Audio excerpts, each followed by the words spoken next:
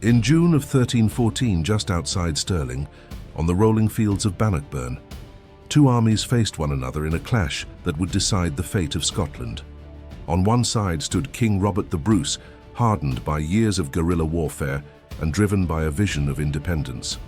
On the other side stood Edward II of England, wielding the might of one of Europe's most powerful kingdoms. Outnumbered, yet unbroken, the Scots prepared to fight not merely for land, but for freedom itself. What followed was a battle that shattered English power in Scotland and forged a legend that still echoes 7 centuries later. To understand the events of Bannockburn, one must first travel back to the turbulent years of the late 13th century. Scotland in this era was a kingdom under pressure, torn between loyalty to its crown and the overwhelming might of its southern neighbour, England. The origins of the First War of Scottish Independence lay in the death of Alexander III of Scotland in 1286. His sudden fall from his horse left the realm without a strong monarch. His only heir, Margaret, the Maid of Norway, was just a child. Before she could claim the throne, she too died in 1290, plunging Scotland into a succession crisis. With multiple nobles pressing claims to the crown, the Scottish lords turned to Edward I of England to arbitrate. Known as the Hammer of the Scots, Edward saw an opportunity. He backed John Balliol as king, but quickly reduced him to a puppet, treating Scotland as a vassal state. The resentment this provoked would fuel rebellion for decades. William Wallace and Andrew Moray led the first great uprising in 1297, famously defeating the English at the Battle of Stirling Bridge. But Wallace's victory was short-lived. In 1298, he was crushed at Falkirk by Edward I, and in 1305 he was captured and executed in London, hanged, drawn, and quartered as a traitor. Yet Wallace's martyrdom inspired others. Among them was Robert Bruce, grandson of one of the original claimants to the throne. By 1306, Bruce boldly seized the crown of Scotland after killing his rival John Comyn in a church quarrel. Excommunicated and pursued by English forces, Bruce seemed doomed. But through resilience, shrewd strategy, and relentless campaigning, he gradually reclaimed Scotland piece by piece. By 1314, Bruce had built a reputation not only as a warrior, but as a tactician. He avoided pitched battles, instead relying on ambushes, raids, and the scorched earth tactic to wear down the English. Castles that could not be held were destroyed to deny them to the enemy. This war of attrition frustrated Edward II of England, who inherited his father's obsession with subduing Scotland, but lacked his military genius. The flashpoint came at Stirling Castle, one of the most important strongholds in Scotland. In 1313, it was under siege by Bruce's brother, Edward Bruce. The English garrison agreed to surrender unless relieved by midsummer of 1314. This truce forced Edward II into action. He raised a massive army, said to number over 15,000, including knights, archers, and infantry, a force far larger than Bruce's estimated 6,000 men. Thus, in June 1314, Edward marched north with the intent of crushing Bruce once and for all. The fate of Scotland would be decided on the fields of Bannockburn. The English host began its slow, grinding advance into Scotland. Long columns of men and horses stretched across the countryside, banners fluttering above the mass of steel and leather. Supply carts rumbled behind, laden with food, weapons, and equipment for siege and war. Local villagers watched with dread as the army passed. For them, the sight of English troops often meant pillaging, forced requisition of food, and the trampling of fields under hooves. Yet the Scots had prepared well for this moment. Bruce had ordered the land stripped of supplies along Edward's expected path, a strategy of scorched earth that left the English hungry and increasingly frustrated as they moved deeper into hostile territory. Meanwhile, Robert the Bruce did not waste the weeks of the English approach. A master of guerrilla tactics, Bruce understood that facing the English in open battle would be folly unless he chose the ground carefully. He studied the terrain around Stirling, particularly the area near the Bannockburn, a small stream flowing through marshy ground and woodland. The site was perfect for his needs. The terrain was narrow, constricted, and unsuited for Edward's massive cavalry charges. Marshes and boggy ground would hinder the heavily armored knights, while the burn itself formed a natural obstacle. Bruce's plan was to draw the English into this unfavorable ground and then strike with disciplined formations of spearmen, the schiltrons, dense circles or hedges of long spears capable of stopping charging horsemen. By the time Edward II's army marched north, Bruce had positioned his men strategically near Bannockburn. His forces, though far fewer in number, were hardened veterans of years of struggle. They were motivated not by pay or feudal duty, but by the promise of freedom and the defense of their homeland. As June 1314 unfolded, Edward's massive host drew closer to Stirling. Scouts and outriders reported that Bruce's army lay in wait near the castle, ready to block their path. English confidence remained high. Surely, with superior numbers and cavalry, the Scots would be swept aside. Yet among Bruce's men there was no fear. They knew their king had chosen the ground and prepared them well. The stage was set for a confrontation that neither side could avoid. Stirling's fate, and Scotland's independence, would soon be decided. The summer sun dipped low on the horizon as June 22nd, 1314 drew to a close. Both the Scottish and English armies had reached the Bannockburn, and the tension was thick enough to be felt in the air. The fate of Stirling Castle, and perhaps of Scotland itself, rested on what would unfold in the coming days. Robert the Bruce's forces gathered on the high ground and in the woods near the Bannockburn. Their numbers were perhaps a quarter of Edward II's massive host, yet the men carried themselves with quiet determination. Hardened by years of guerrilla warfare, ambushes and long marches, they were not daunted by the glittering force that had descended upon them. Around the campfires, men sharpened spears, repaired leather straps and shared murmured words of encouragement. Priests moved among them, offering blessings, prayers, and confessions, for all knew that the coming battle might well be their last. The atmosphere was one of steely resolve rather than fear. Robert himself moved calmly among his troops, offering reassurance. To his men, the Bruce was no distant monarch. He was a warrior king who had fought at their side, sharing hardships and dangers. His confidence and deliberate choice of terrain bolstered the spirits of the Scottish army. Across the burn, the English camp sprawled across the fields in a vast sea of tents, banners and wagons. The sheer size of the host was awe-inspiring, a testament to the power England could muster when its king demanded it. Knights boasted loudly, drinking and laughing around their fires, certain that victory was assured. After all, what chance did Bruce's smaller force have against the might of English cavalry and longbowmen? Yet beneath the bravado, some of the more experienced soldiers remembered past campaigns in Scotland and muttered warnings. The Scots, they knew, were cunning and resilient, and the ground around Stirling was not well suited for a cavalry-heavy assault. Edward II himself resided in a richly adorned pavilion, surrounded by his nobles and advisors. Unlike his father, Edward I, he lacked the hardened edge of a seasoned commander. Still, he was determined to stamp out Bruce's rebellion and claim a decisive victory that would secure his throne's prestige. As dusk settled, a dramatic incident occurred that would echo through legend. Robert the Bruce, mounted on a small palfrey and lightly armored, rode near the front lines to inspect the terrain and encourage his men. Suddenly, an English knight, Sir Henry de Bohun, nephew of the Earl of Hereford, spied Bruce from across the field. Seeing the Scottish king seemingly vulnerable, Bohun lowered his lance and spurred his warhorse forward, determined to end the war in a single blow. The two men closed the distance in heartbeats. Witnesses held their breath as Bohun's lance leveled toward Bruce. At the last instant, Bruce swerved his horse aside, rose in his stirrups, and swung his battle-axe with terrifying precision. The weapon crashed into Bohun's helmet, splitting his skull in two. The English knight fell dead instantly, while Bruce's axe shattered under the force of the blow. The Scottish soldiers erupted in a roar of triumph. Their king had faced down an armored knight in single combat and emerged victorious. Not just victorious, but with a display of cool courage that electrified his army. As night descended, both camps settled uneasily.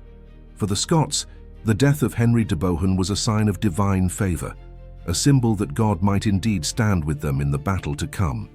For the English, the loss was a humiliation, a stark reminder that their enemy was no easy prey. In the quiet hours, torchlight flickered across the fields. Priests prayed in the Scottish ranks, while the English nobles toasted victory yet to be won. Horses snorted in their pickets, and the muffled clatter of armor echoed as men prepared for dawn. The stage was set.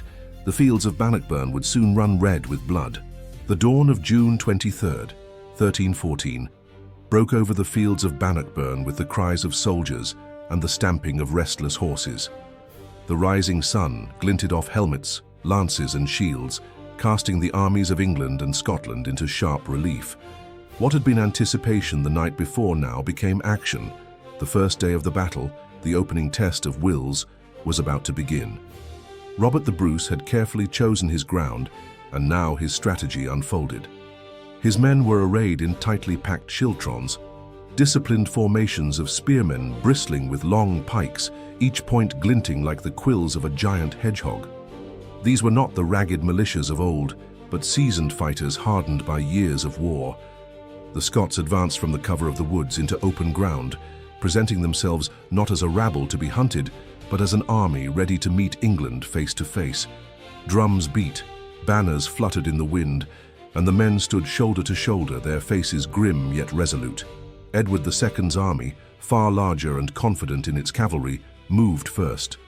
Columns of armored knights formed up for a devastating charge. Horses stamped impatiently. As knights lowered their lances, the thunder of hooves beginning to rumble across the fields. At the signal, the English cavalry surged forward, a glittering tide of steel and horseflesh bearing down upon the smaller Scottish army. Dust rose in great clouds as they closed the distance, their battle cries piercing the morning air. The Scots stood their ground. The front ranks of the schiltrons leveled their spears, planting their feet firmly in the earth. The ground shook as the English knights bore down upon them. Then came the clash. Horses reared and screamed as they impaled themselves upon the forest of pikes. Knights tumbled from their saddles, crushed beneath the weight of their own mounts. The momentum of the English charge faltered, broken on the unyielding wall of Scottish steel. At the same time, another part of the English force attempted to cross the Bannockburn itself, seeking to outflank Bruce's position. The ford, however, was narrow and treacherous. The Scottish defenders, knowing the ground, met them with ferocious resistance. As the English tried to force their way across, they were hemmed in by the burn on one side and Scottish spears on the other. Horses floundered in the marshy water, men drowned under the press, and the English attack dissolved into chaos. The Scots counterattacked with a fury born of desperation and resolve. They pressed the English back from the ford, sending bodies and broken equipment drifting downstream. The events of the first day shocked the English. They had expected to sweep aside Bruce's smaller army with ease, yet their vaunted cavalry had been bloodied and repelled. What was worse, the Scottish soldiers had not only stood firm, but had fought with discipline and courage. Among the English ranks, frustration began to fester. The marshy, constricted ground denied them the room needed to deploy their full numbers or unleash the longbowmen to their greatest effect. Edward II, lacking his father's experience, seemed uncertain how to adapt. In contrast, the Scottish camp swelled with confidence. Men who had once feared the English nightly charge now knew it could be withstood. The memory of their king splitting Henry de Bohun's skull the previous evening was fresh in their minds, and the successful defense of the first day confirmed their faith in Bruce's leadership. As dusk fell on June 23rd, the battlefield was littered with broken lances, dead horses, and the bodies of fallen knights. The Scots withdrew in good order to their positions, their spirits high. The English, weary and frustrated, set camp again, their numbers still overwhelming but their confidence shaken. Fires burned across the fields, the glow of torchlight reflected in the eyes of men who knew that tomorrow would bring the true test. For the Scots, the first day had been more than survival. It had been a declaration that they could stand against England's might. The morning would decide everything. June 24th, 1314. The sun rose over Bannockburn to find two armies poised for destiny. The English king, Edward II, commanded one of the largest hosts ever brought into Scotland, yet his men were uneasy. Across the burn, Robert the Bruce's smaller Scottish army waited in silence, their spears glinting in the morning light. What happened that day would echo through centuries. Before the battle began, Robert the Bruce summoned his men to prayer. Clerics and friars, clad in simple robes, moved among the ranks, blessing the soldiers and raising their voices in hymns. The Scots knelt together on the grass, their spears planted upright like a forest around them. From the English lines, this act seemed almost mocking. "They kneel to beg for mercy," some scoffed. But Bruce's men were not begging. They were steeling themselves, calling upon God to witness their struggle for freedom. When the hymns ended, the Scots rose as one, their schiltrons forming tighter than before, their resolve unshaken. The English king, frustrated by the events of the previous day, ordered a full advance.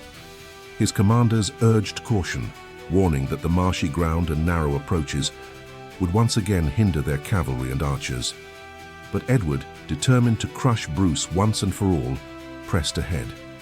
The English host surged forward in waves, the earth trembling under the march of thousands. The weight of numbers alone seemed enough to bury the Scots, yet Bruce had calculated every detail of this battlefield. As the English knights thundered forward once more, the Scottish schiltrons advanced to meet them. Unlike the day before, Bruce ordered his formations not merely to hold their ground, but to push into the enemy. It was a stunning sight, great hedgehog-like blocks of spearmen moving steadily forward, bristling with points, forcing the English knights back. Horses balked at the wall of spears, throwing riders into the mud. Knights who charged recklessly were skewered, crushed, or pulled down and finished by the Scottish infantry. The English longbowmen, normally decisive in battle, could not be brought to bear effectively. Hemmed in by their own cavalry and pressed by the Scots, they had no clear line of fire. The very size of Edward's army now worked against him. The pressure mounted quickly. As schiltron pressed against knight, as spear thrust against shield, the English formations began to buckle. The narrow battlefield left little room to maneuver, and men were packed so tightly that retreat became impossible.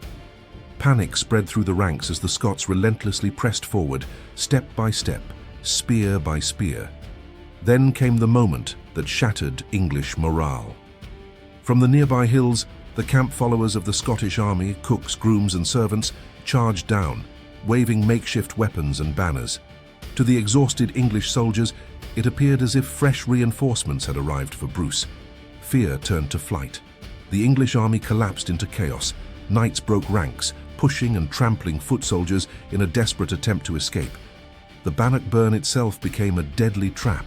Men and horses drowned in its waters as they tried to cross in panic. Edward II himself was nearly captured.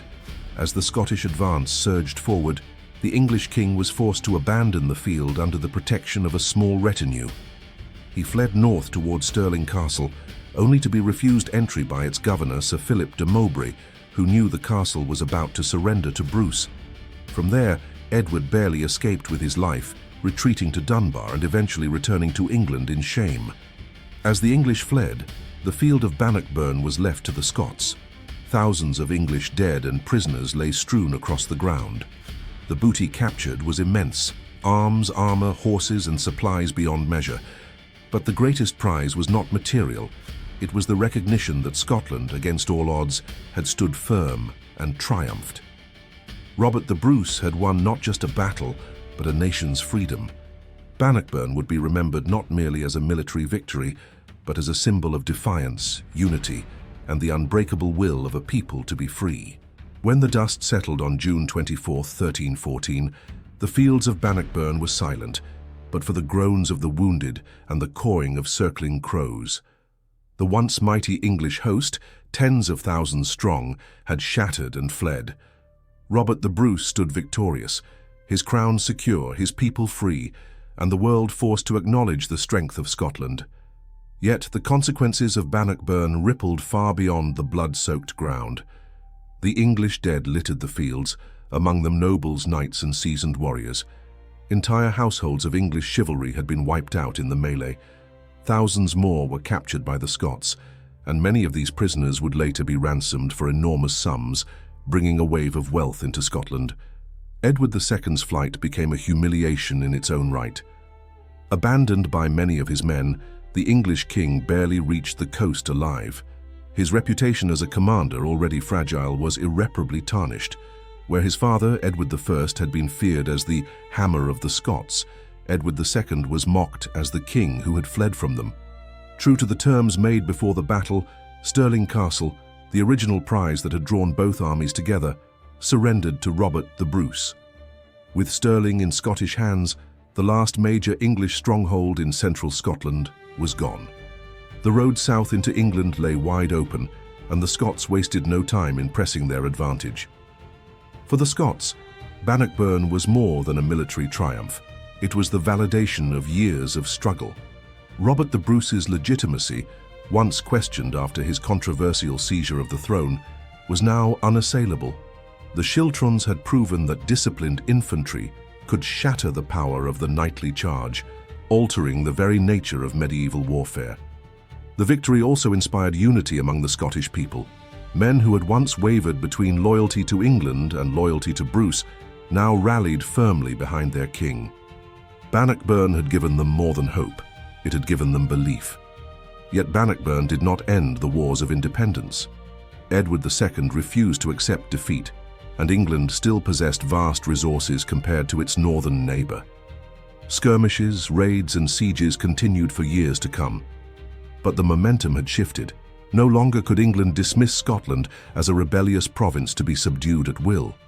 Now it was a nation that had bloodied its would-be conqueror and stood as a symbol of defiance. Bannockburn also had consequences beyond Britain. Across Europe, news of the battle spread, and the story of a smaller, determined nation defeating a powerful empire resonated widely. Diplomats in France and the papal court began to view Scotland not as an upstart rebellion, but as a legitimate kingdom. Though official recognition would take years to secure, Bannockburn laid the foundation. In the years that followed, Bannockburn became legend. Songs and stories carried the memory of the battle into every village and town. The image of Robert the Bruce standing unyielding against overwhelming odds grew into myth, shaping the very identity of Scotland. Even centuries later, the name Bannockburn would evoke pride, courage and freedom. It would become a rallying cry in future generations whenever Scotland's sovereignty or spirit was tested. For Edward II, the defeat at Bannockburn was not only military, but political.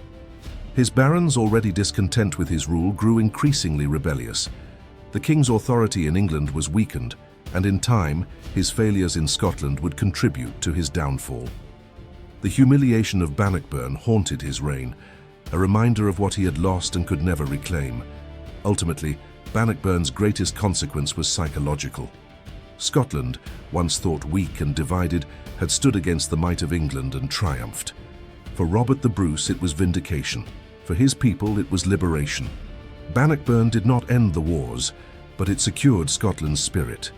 Independence would remain contested, but from that day forward, the Scots carried with them the knowledge that they could never be easily conquered. The Bannockburn fields bore witness to more than bloodshed. They bore witness to a nation's rebirth. In the years to follow, Scottish envoys would point to Bannockburn as proof of their nation's sovereignty. The most famous expression of this spirit came in 1320 with the Declaration of Arbroath, a letter to the Pope asserting Scotland's independence. Its stirring words, that Scots would fight for freedom so long as 100 of us remain alive, were the spiritual heirs of Bannockburn. Bannockburn also left a military legacy. The battle showed the potency of infantry, disciplined and united, against the charge of heavy cavalry, the most feared force in medieval Europe. The Schiltron, a wall of spears wielded by common men, had brought down knights in shining armor. This lesson would not be lost on Europe. In time, armies across the continent began to value foot soldiers more, reshaping the tactics of medieval warfare. Bannockburn was not just a Scottish victory, it was part of the slow revolution in how wars were fought. As generations passed, Bannockburn transformed from history into legend. Robert the Bruce became a larger-than-life figure, remembered not just as a king but as a warrior who embodied the soul of his people. Tales of his leadership, his courage, and his defiance against overwhelming odds filled the songs of bards and the stories told by hearth fires. Even the landscape itself seemed to carry the memory. The fields and burns where the battle was fought became sacred ground in Scottish imagination, a place where freedom had been defended with blood and steel. In centuries to come, Bannockburn would be invoked whenever Scotland's independence was threatened, or its identity questioned. During wars, during political struggles, and even in times of cultural revival, the memory of 1314 served as a touchstone. Poets, historians, and patriots returned again and again to Bannockburn as the ultimate proof of Scotland's spirit. Most famously, the poet Robert Burns, centuries later, would immortalize the victory in his stirring anthem Scots were high, written as if Bruce himself spoke to his men on the eve of battle. Bannockburn's true legacy lies not only in its immediate impact, but in its timeless message. It was a reminder that courage, unity, and determination can overcome even the mightiest foe. It showed that freedom, once fought for, could never be easily extinguished. For Scotland, it was the day a small nation stood tall. For the world, it was proof that history is not written only by the powerful, but by those willing to fight against impossible odds. The fields of Bannockburn, stained with blood more than 7 centuries ago, remain a symbol of defiance and hope. And in the story of Robert the Bruce and his 3,000 warriors standing against the might of Edward II's army, generations continue to find inspiration. Bannockburn was more than a battle. It was the making of a nation,